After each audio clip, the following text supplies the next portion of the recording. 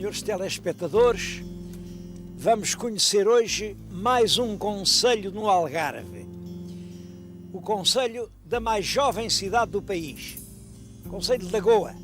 Mais jovem porque Lagoa é cidade desde há poucos meses. Foi em abril de 2001 que a fizeram cidade. E bem mereceu. O que estão agora a ver na nossa frente são as falésias, avistam-se quase até lagos. E reparem, isto aqui é uma das freguesias do concelho, é a freguesia do Carvoeiro, veria a densidade do Casario, nem uma torre. A gente por esse Algarve já vê a falésia baixa e a falésia serve de palmatória a edifícios muito altos. Bom, é claro que tudo tem defesa, há quem concorde com edifícios altos, quem não concorde. Agora, não há dúvida nenhuma de uma coisa, a relação de volumes entre a altura da falésia e a altura da construção fica ofendida com grandes torres. Aqui, a Câmara da Lagoa conseguiu evitar isso. Estás a ter uma coisa curiosa. Quem vier aí por o mar, vem, o navio aproxima-se, vê a costa ao longe e vê, primeiro, uma grande coisa de torres, é todo o conjunto da Praia da Rocha. Depois, um grande bocado de costa com casas humanas, harmoniosas, adaptando-se perfeitamente às ondulações do terreno. É o concelho de Lagoa. Depois, outra vez, torres. Começa a armação de pera. É engraçado ver isso. Bom, e isto vem reforçar o que eu tenho dito. A necessidade de um plano que não seja só plano municipal, de um plano para todo o Algarve.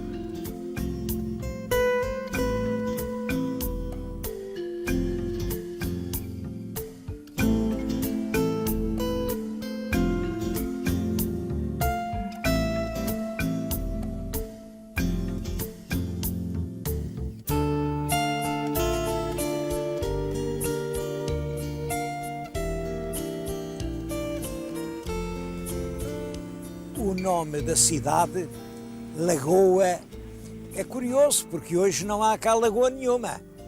Bom, não há, mas já houve. Eu estou a falar-lhes no centro da antiga lagoa. Ainda hoje se nota perfeitamente o contorno e as pedras, a gente apanha qualquer pedra. Veem aqui o sítio onde estavam, isto parece que eram amêijoas, enfim, eram bivalves, e todo o fundo eram milhões e milhões. Portanto, era uma área que fornecia uma alimentação fácil a uma população, certamente desde épocas muito antigas. Aliás, há aqui perto provas de que isto no Neolítico já era muito habitado. O Neolítico, imaginem, há 10 mil anos. Ora bem, uma lagoa que bastava, enfim, apanhar um bocado do fundo e trazia o alimento, era necessariamente um lugar muito ocupado. Pouco a pouco, a lagoa foi sendo aterrada por terras que desciam dos altos. Bom, hoje, isto às vezes ainda alaga, quando chove muito, este campo ainda fica todo alagado. Bom, mas já não é lagoa, mas são campos extremamente férteis. Portanto, as pequenas comunidades que se fixaram junto da lagoa passaram a ser agora comunidades de agricultores com campos que davam tudo quando se semeava e assim nasceu uma aldeia. Uma aldeia que era, de certo modo, um arrabal de Silves. Estamos aqui muito perto de Silves e sabem que Silves era uma grande cidade no tempo da dominação islâmica, mas um arrabal tão importante que tinha o direito, desde que Silves teve Câmara, isto tinha que ter um vereador, um dos vereadores, dos 3 vereadores de Silves, um tinha que ser aqui da Lagoa. Isto mostra até que ponto era importante este núcleo. E é claro, A Lagoa andava constantemente em conflito com silves, porque os silves diziam que eles é que eram a cabeça do concelho, portanto, estes tinham que lá ir às procissões, estes tinham que lá ir ajudar no concerto das muralhas, estes tinham que lá ir ajudar na limpeza dos caminhos, e havia constantes atritos. A verdade é que assim chegou até ao século XVIII, e isso só acaba quando o Marquês de Pombal pega nesta velha Vila da Lagoa, velha e progressiva, os campos dão cada vez mais, e faz ele próprio um concelho. O Concelho da Lagoa é do tempo de Pombal, 1773. Costuma-se dizer que se insere na reforma pombalina do Algarve. Eu sou muito cético sobre essa reforma pombalina do Algarve. A verdade é que na coleção da legislação pombalina, que são milhares de diplomas, há meia dúzia deles referentes ao Algarve. A única medida que a gente hoje vê é a Vida Real de Santo António e, portanto, não creio numa reforma pombalina do Algarve. Agora, é certo que ele criou um concelho novo aqui na Lagoa e que esse concelho viveu depois, fins do século XVIII, atravessa um século XIX mais ou menos obscuro. No século XX sobe primeiro em consequência das conservas de peixe. Isto era uma região conserveira privilegiada, mas quando as conservas começam a descer, vem outra onda que põe a Lagoa no cimo, é o turismo. Estamos hoje a viver em pleno tempo de turismo.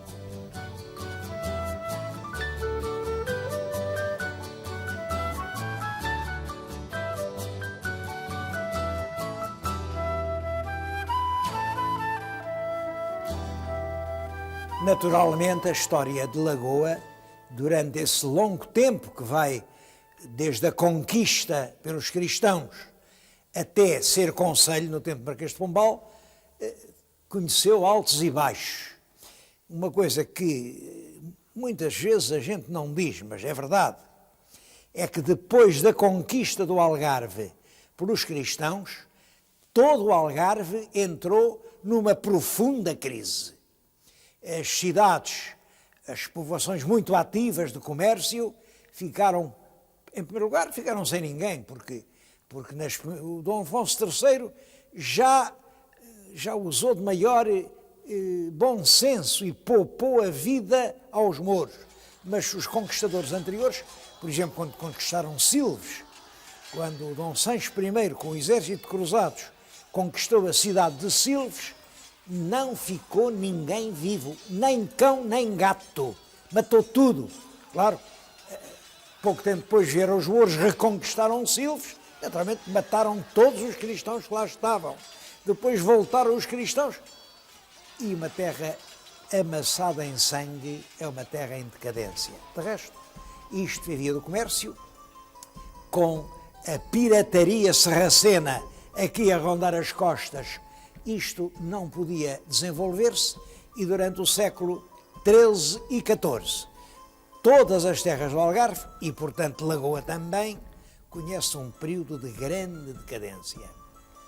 No século XV e XVI, como sabem, o século XV é o século dos descobrimentos. No século XV, o nosso infante Dom Henrique instala-se aqui no Algarve, é daqui que ele dirige uma grande parte das navegações, reanima-se a vida económica. No século XVI há uma atividade enorme por causa das cidades do lado de lá do estreito, o abastecimento de Ceuta faz todo a partir daqui e são séculos de grande atividade. Daí que ainda hoje se possam ver aqui no concelho vestígios do tempo manuelino, exatamente documentos dessa prosperidade do século XVI. No século XVII é o domínio filipino, é um século com poucas informações. Em todo caso, há algumas igrejas feitas nessa altura. E eu agora estou-lhes a falar num convento, que é talvez o principal monumento da Lagoa, o convento de São José, que foi feito já no princípio do século XVIII. No princípio do século XVIII vem uma senhora que tem pena aqui das crianças abandonadas e cria aqui um recolhimento.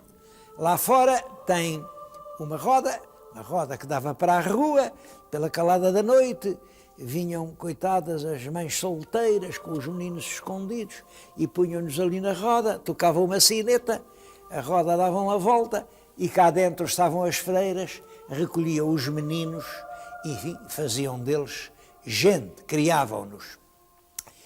Este recolhimento, é claro, foi expropriado quando veio o liberalismo, depois serviu de muita coisa, mas aqui há 20 anos estava uma ruína completa. Este lindo claustro que estão a ver, crescia aqui o mato, isto era uma vergonha. Bom, então a Câmara começou a pensar em recuperar isto, mas a Câmara não tinha dinheiro, tinha pouco. E é a generosidade de um turista estrangeiro, o Dr. Reinfield Paul, que é o empresário aqui da Vila Vita. Vila Vita é um belíssimo empreendimento turístico que faz muita honra ao concelho. Ele dá 10.000 contos para salvar o convento em ruínas. A Câmara começou as obras, é claro que isto não custou 10.000, custou 100.000, mas a Câmara pôs os outros 90.000. O Estado não entrou com um real, e com 100.000 contos. O velho convento de São José foi transformado num centro cultural do maior interesse. Tem-se aqui feito imensas atividades e continuam a fazer. Isto é o pulmão cultural da cidade.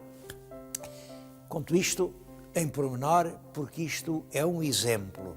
Eu estou a lembrar de tantos conventos abandonados que no nosso programa temos encontrado nesse país, desde o norte ao sul, aqui bem perto, em Portimão, o convento de São Francisco, que é o mais importante monumento da cidade.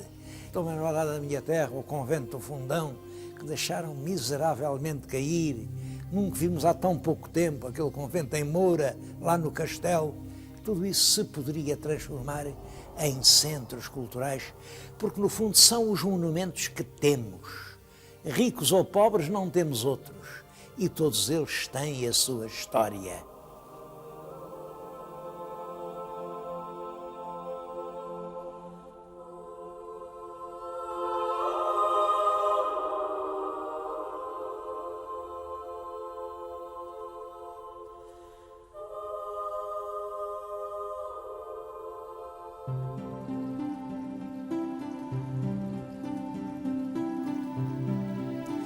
O concelho da Lagoa tem 6 freguesias.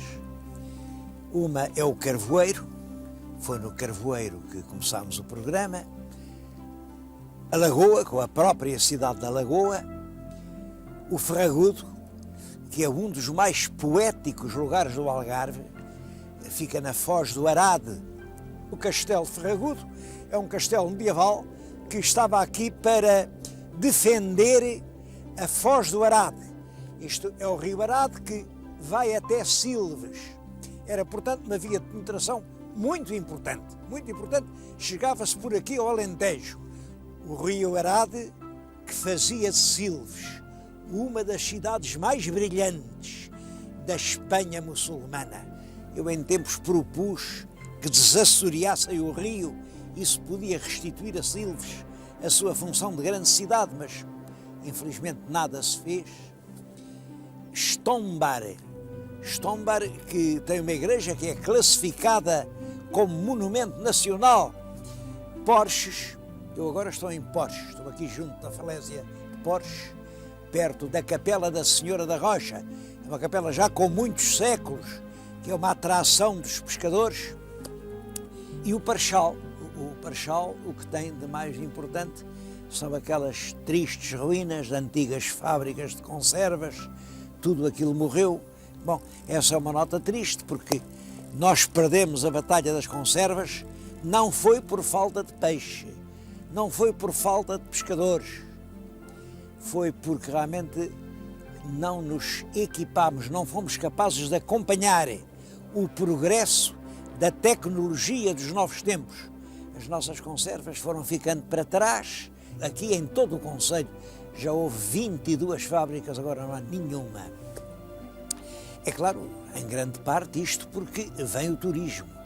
Vem o turismo e o concelho de Lagoa é dos que realmente se souberam equipar para a batalha do turismo. Aqui há algumas pequenas praias muito bonitas, mas há sobretudo lugares turísticos que não se esquecem.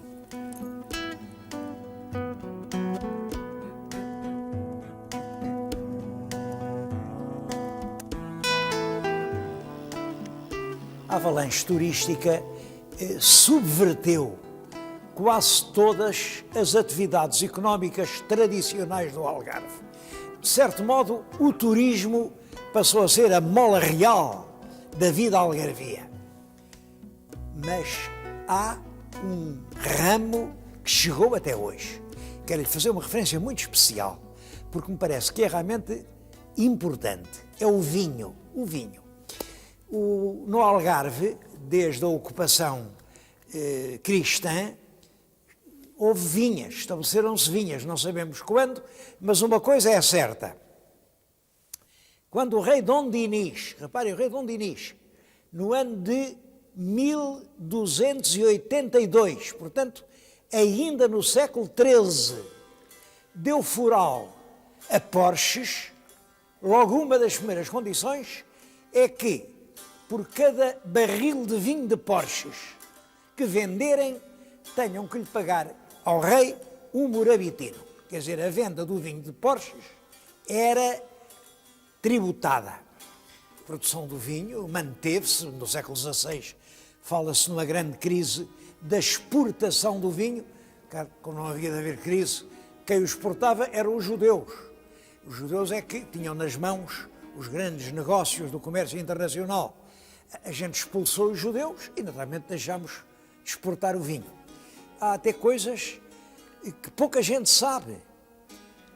Por exemplo, que a filoxera, aquela terrível praga que devastou completamente as vinhas portuguesas, praticamente em todo o país, a filoxera não chegou ao Algarve. Não chegou ao Algarve. E então, castas dos nossos vinhos antigos, como o Negramole, anteriores à filoxera, continuam hoje a dar o vinho. É isso que torna possível a produção de vinhos desta qualidade. Aliás, é uma região marcada. Os vinhos da Lagoa, uma região natural, não é grande, são 1000 hectares de vinha. Isso dá agora cerca de 1,5 milhão de litros ano. Bom, e devo dizer que é um dos melhores vinhos que eu tenho provado em Portugal. É um vinho diferente, com características realmente diferentes. A adega, esta adega em que lhe estou a falar, isto é bastante grande, isto foi feito a contar com uma grande expansão do vinho algarvio. Foi feito em 1947, portanto há 54 anos. Contava-se então que os 2.000 hectares, 2,5 hectares que havia, crescessem muito. Bom, ao contrário disso, é claro, vem o turismo, vêm os hotéis, largam-se as vilas, secam as vinhas e hoje já não são 2.000 hectares, nem 2,5 é metade, mas parece que estamos outra vez a crescer. Já estão a aparecer vinhas novas.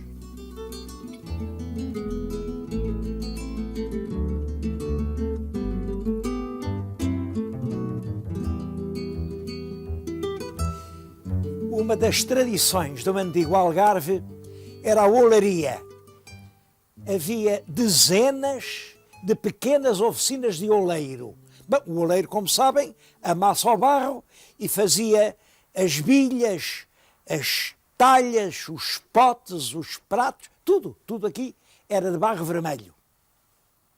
Simplesmente vem o turismo, um homem ganha muito mais a servir num hotel do que a fazer bilhas de barro, aparece uma peste ainda pior, que é o plástico. O plástico foi a morte de muita coisa.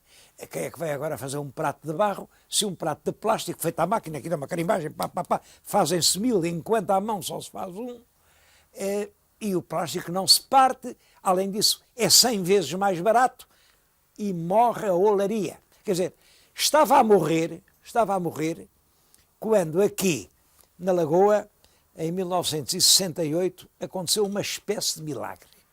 Uma espécie de milagre.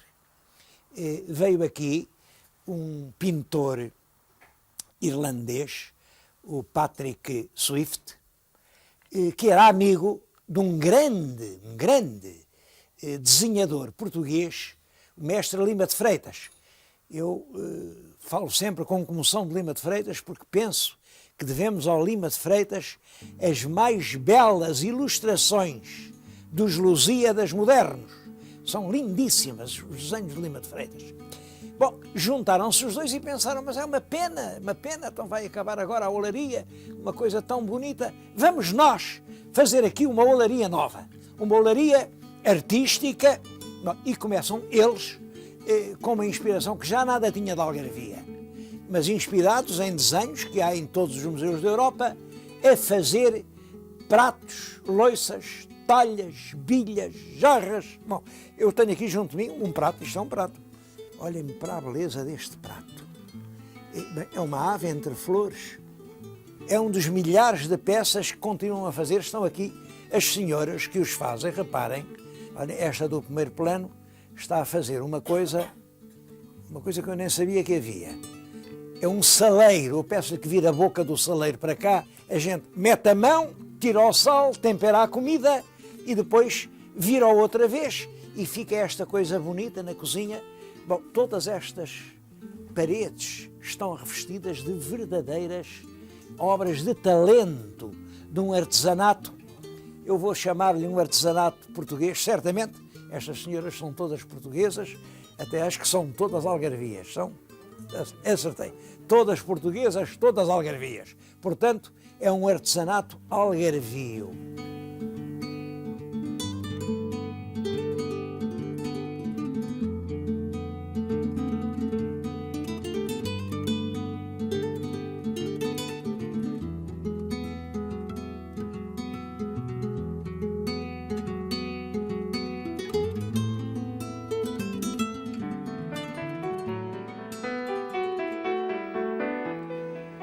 Este empreendimento cobre 24 hectares, portanto uma zona muito grande, e é um dos mais prestigiosos do Barlavento Algarvio.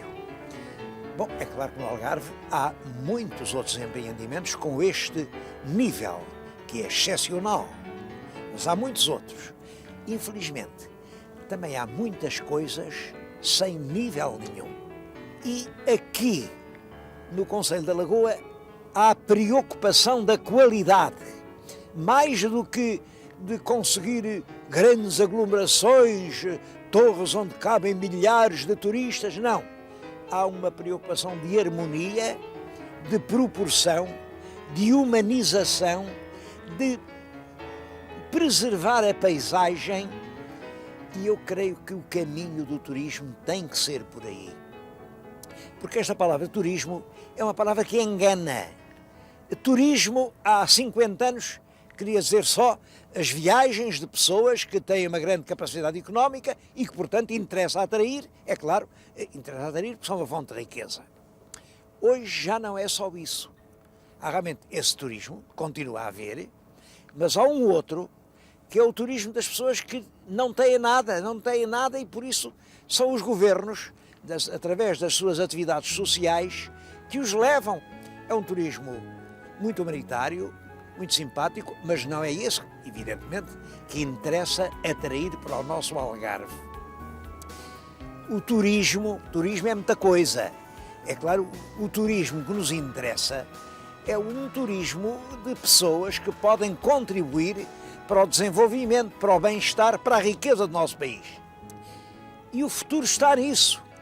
Ou fazemos um turismo de grande qualidade e vem o turismo que nos faz falta, ou abandonamos as coisas, mantemos essas estradas cheias de buracos, esses casebres a apodrecer, esses caminhos feios e desmazelados e, é claro, sujeitamos-nos a que sejamos um destino das camadas mais baixas do turismo mundial. Eu quero dizer que o Algarve do futuro pode ser um paraíso ou pode ser um lazareto. Aqui, na jovem cidade de Lagoa, compreendeu-se isso perfeitamente e acho que se está a seguir o caminho certo.